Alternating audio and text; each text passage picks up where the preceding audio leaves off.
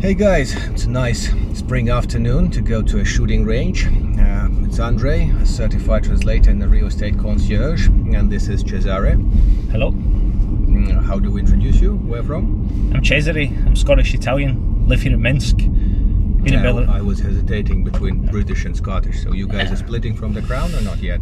I think it's just like, it's easier to say Scottish-Italian. I actually people would say Scotland or England. I just say it's the UK. So, having lived here for a couple of years, struggling with Russian, what do you think are the three top upsides or benefits of living in Belarus to a foreign guy? I think it's really safe. In Minsk, what's always fascinated me is that, like, I've lived in Italy, UK, Portugal, and I've lived obviously Belarus. Anywhere else, Italy, UK, Portugal, if you're in a cafe, you're in a bar, restaurant, if you leave your phone down and you walked away from the table, you've got a 50-50 chance somebody's going to steal your phone. What shocked me when I first came to Belarus, and still shocks me till today, is that people will be in a coffee shop, they'll keep the phone on the table, they'll walk away to the toilet, they can be away for like 10-15 minutes. That's not wise. Nobody steals the telephone. Fair enough. It's a very family orientated country, so everybody's really friendly. It's got a really nice family atmosphere. You see families walking around the street. You can go to parks, and if you go to the park in Scotland, it's full of drunken hoodlums with breaking glass bottles. Here, parks are lovely and clean, so it's a really different atmosphere. You feel a lot more comfortable, a lot more laid back. You're not always looking over your shoulder like you would be in the UK. I guess in the parks in the UK there is an occasional discarded bottle of perfume, but we will not discuss this today. Well, I was going to say women, but my wife won't like that, so Belarus girls are amazing. She will not. But let's talk about prices. So the cost of living here is really good. I was back in the UK in January, February, and I can't believe how expensive it's got in Britain. Here, let's just go on coffee, for example. So if you go to a coffee shop now, coffee is about £3, can be more than £3. It's about 4 rubles to £1. You can go to the centre of Minsk in a nice place. You're paying about 5 rubles for a coffee, which is about £1.25. You go to the supermarket, 40 rubles, £10. You're going to get a day's worth of food for that. So the cost of living here is significantly less, but the standard of living is really high. I think most people would be shocked if they came to Minsk, because it's nothing like the Western propaganda. So in light of the recent geopolitical happenings, we're going to the range again. You may have seen a previous video about shooting and guns in Belarus in general, gun ownership. I was trying to digest that as much as I could. This video is more recreational, although we'll just generally tell you that a sportsman or a hunter, that's the most populous category in Belarus, can own a gun. It could be a shotgun. Then if you're a good boy, in a year you get a rifle license. There can be 2 rifles, 5 shotgun pieces.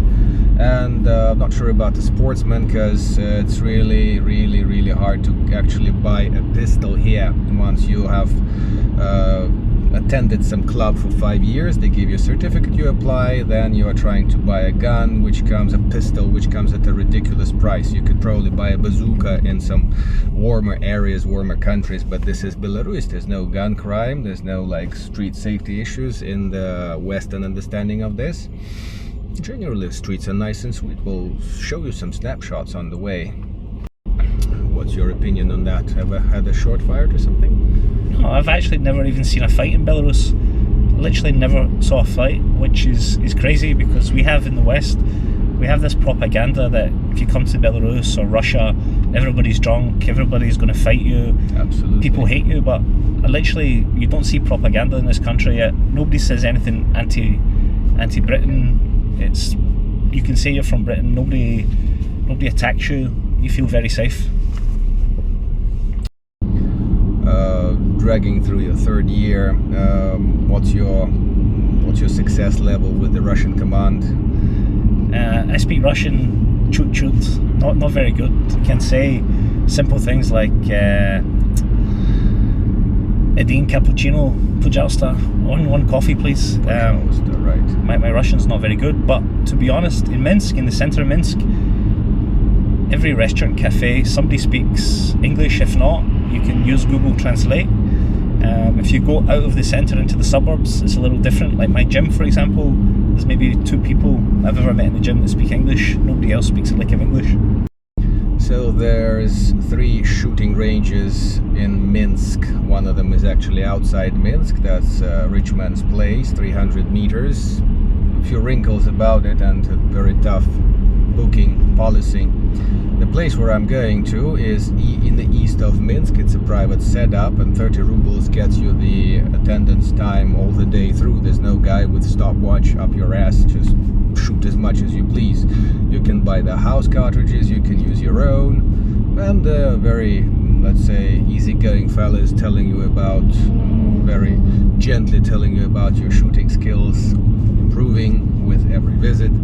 They're helping you to tune your piece and sights and all this stuff. And the third thing that was kind of out of the rating here, because it's for shotguns, it's the sporting club, which we will visit for borsch later, by the way, and maybe show you the highlights of that. I've just had a fellow Briton, by the way, and he enjoyed his 3 days in Minsk. The only thing he wasn't too happy, that's in the last video, is the interview at the airport where some plainclothes guy lead you on the side and in almost okay English ask you like, what's your purpose in Belarus? What's your purpose in Belarus? Not as bad as that, like in the movies. What's your vision about your fellow travelers? Because you mix up with more travelers than I do. I mostly relocate the guys that I help with visa and everything. What do you think? Red alert, don't travel, run away? I would say wherever you live, you're going to be 100 times safer in Belarus and Minsk than you are in any Western country, because there is literally no street crime here, no petty crime here. I've never heard of anybody getting a house broken into, nobody getting smashed over the head and the phone stolen. If you come here, most people will be shocked, because I can tell you what it's like in the UK and Scotland. The UK is clown world. Everybody's so worried now about gender fluidness, about, you know, all the LGBTQ propaganda. Nobody can mispronounce somebody, you'll get sent to jail. You can't say this because it might offend somebody, but all the time you've got real crime going on that the police do nothing about. In Belarus, I would say it's a country of common sense. You've got law and order in Belarus, you've got clean streets. The UK right now is like a cesspool. The streets are disgusting. If travellers come here, you will not want to leave, because honestly you can have a really, really nice life here. Providing you get an income. Provided obviously you've got some money, and provided, you know, you're intelligent and you don't do anything stupid. Yellow, okay. Just put your headphones back. Okay.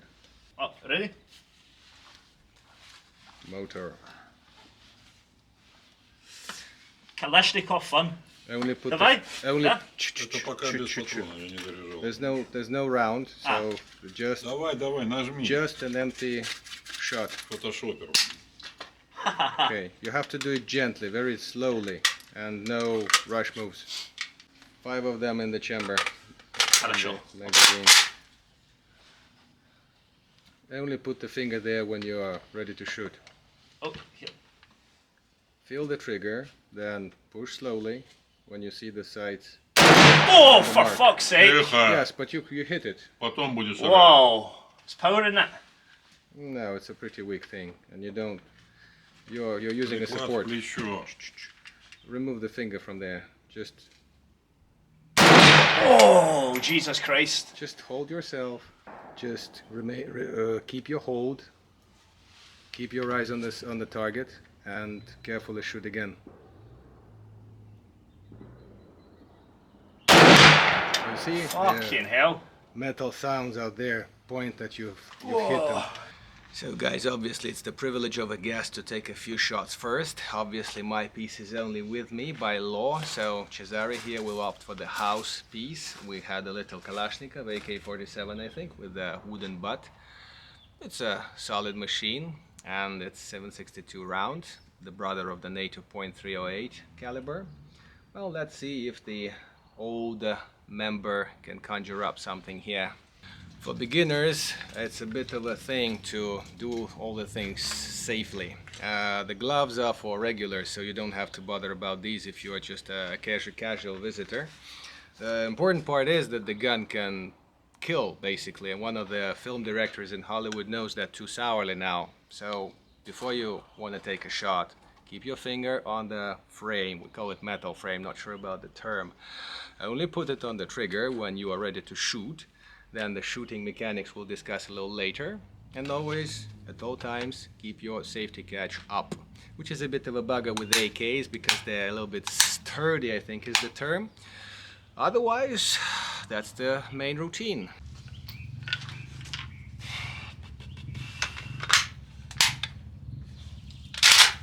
Very nice. It's quite a thing with the FAB defense equipment. We have a block. You don't want to send 2 rounds in one chamber at the same time. It's a bit of a bugger when you try to shoot.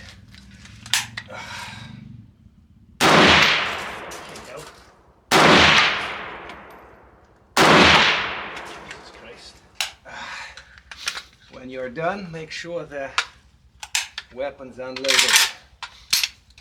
That would be the basics. The obvious shortcoming of the place is the bathroom is a walk away, if you know what I mean. But you have to be very careful and keep your head muffs on. That's about it. Let's continue.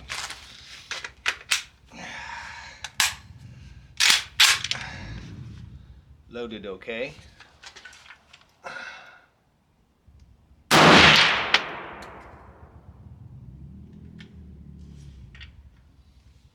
Loaded not okay. There's something wrong with this mag here.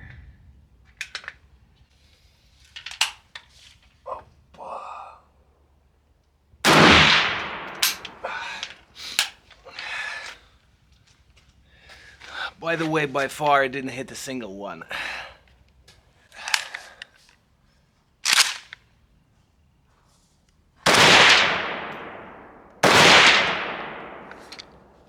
Oops.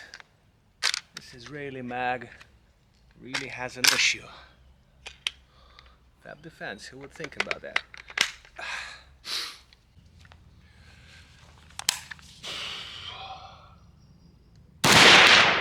Okay.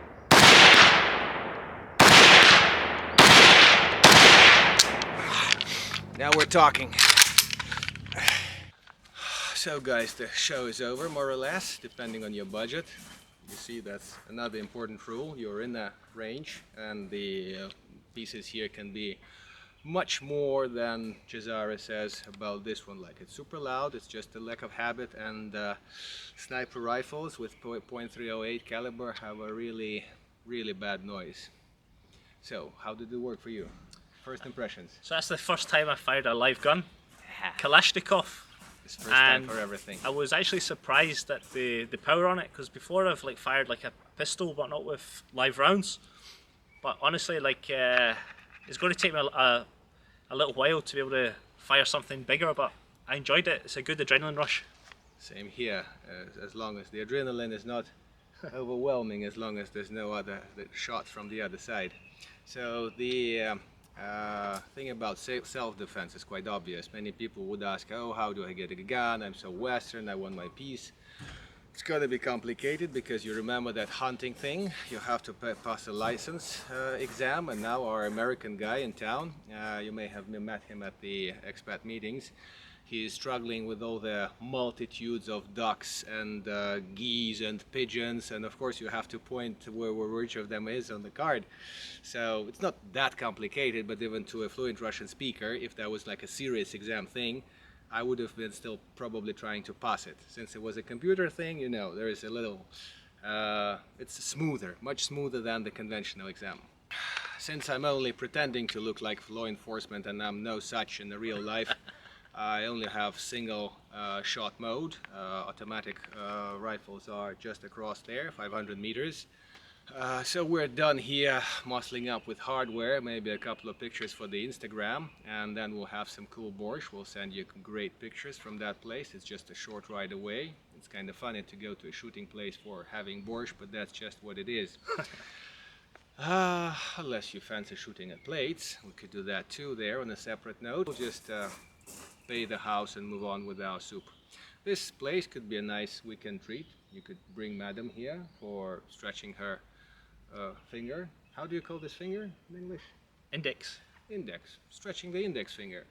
Thanks for watching, guys. We'll update you from the borsch place, and any feedback, any gun questions underneath. The video can't be monetized. I hope it won't be chopped down immediately for all the Western censorship stuff. So just the way it is.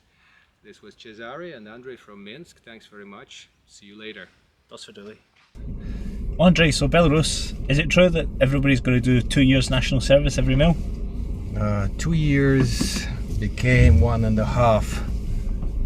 And that's just men. They're just thinking about girls because there's not enough boys to fill the boots. So that's just boys, 1 year and a half, 18 months that is, unless, and there comes a long list which is being shortened every few months, for a few months, I guess. So I went to university students don't get conscripted. I think that's about to be cancelled right now. And then I accomplished the military department, whose nature is a secret, of course, but if NATO were to find out about that secret, they would just cheerfully retire, I guess.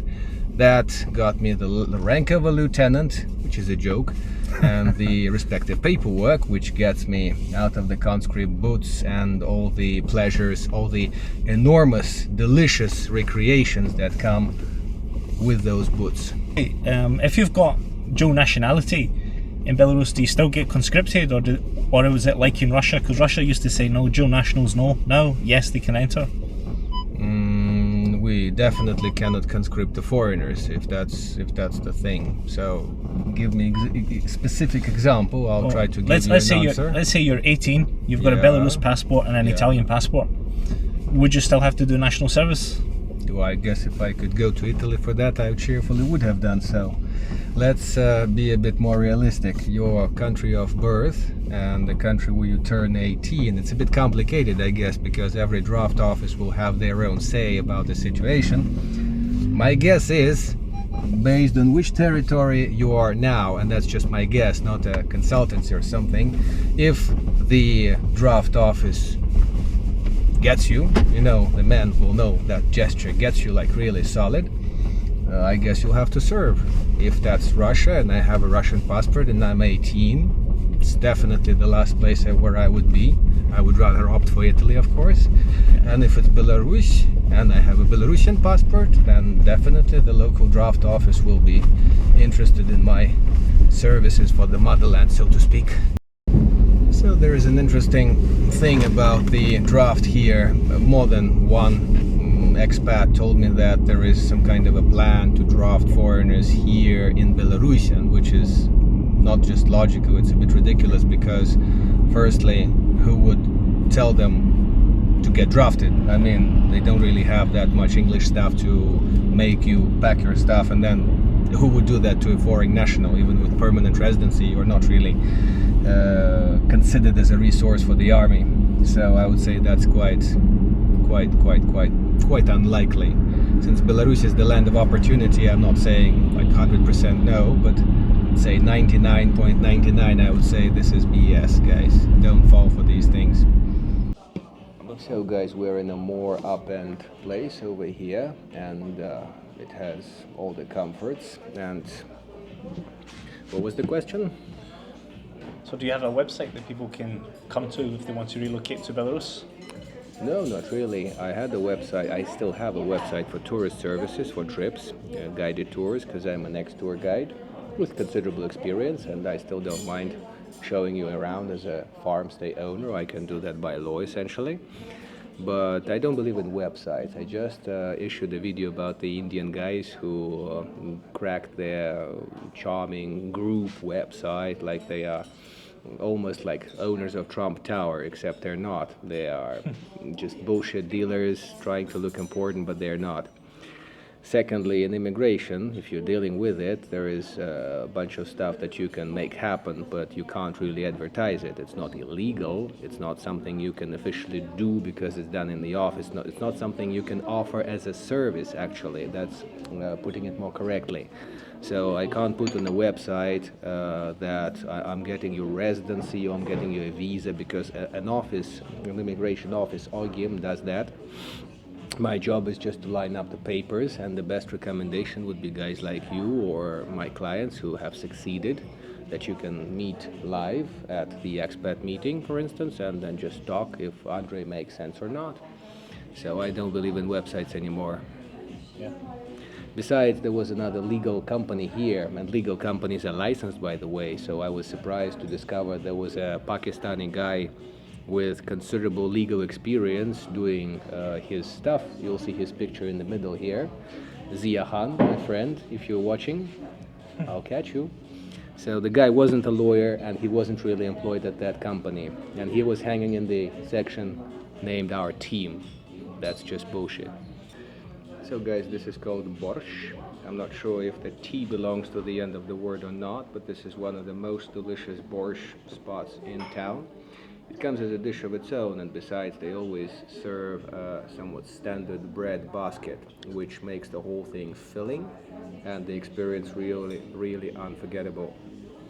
So Cesare, what do you see on this set? What is exciting? I love the soup in Belarus. I love borsch. I love solyanka. For me, what I think is going to be really good is the bread, because here you get really good freshly baked bread. Yeah, absolutely. The house bread here is exceptional. Help yourself. You've got black bread, you've got all types of bread, so it's good. We get garlic butter. Don't know which flavour butter that is as well. So we're ready to deal with vampires tonight. Let's get started. Yeah, you may want to put some sour cream in the soup if you do that habitually. That's what they do normally. So that's the best way to have it. And it will cool down a little bit because the stuff goes just out of the stove. So Andrei, do you have an office in Minsk that people can come and find you at? No, not really. I'm running a very small operation, and it's generally a one-man operation. So there is no point in having an office where I will be, like, very rarely, maybe to just open it up in the morning and close in the evening. Co-working made sense when Rigas were in town, but Rigas are bastards. I'm having the worst experience with them as they're trying to bill me backwards for something that never happened. At least that's my version. So no, I don't see any use in the offices. And again, recalling that legal firm with all the leather-coated chairs and sofas and their idiot vice deputy director, doesn't make much sense. You can have a lot of gloss invested into that. Eventually the clients will pay for it, but it's just what's in your brain and how fast you can move between the offices. For this very reason, I'm wearing the stuff that you don't expect a lawyer to wear, because they have to look me, and they have to present themselves before court. I present myself before the fellow bureaucrats, and that's jokingly saying I'm a tactical bureaucrat, so to speak, and my job is to get you through the office fast, not to sit your behind in a leather-coated chair with some cappuccino and, dance like I'm doing some magic. You're going with me, you get it done in 2 weeks. You going with someone else, I guess it may be stretching. So Andrei, so foreign people who want to come to Belarus, what options is there to come and get a temporary residency permit? Well, there are several ways. I have a dedicated video about the residency. I would say there are 3 top options to do that. You can buy a property, and that's the fastest way, depending which property. It could be slower, quicker, more risky, less risky. It could be education, but here you lose your flexibility. And if it's employment, it's a little bit of each. It's risky because your business may not fly. It's complicated because there's some paperwork involved and you have to get third people involved. So it has better be working business where you pay yourself a pretty high, law-established salary.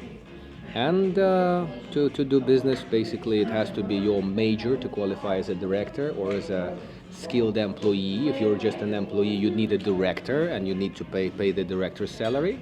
It could be a local, it could be a low salary, but it's still getting complicated enough to make it a consultancy with a lawyer and an accountant, because in each and every turn of the, let's say, economic field, economic jungle, let's call it here. You can get eaten many different ways, so I would really say get a consultancy, guys, before opting for a business.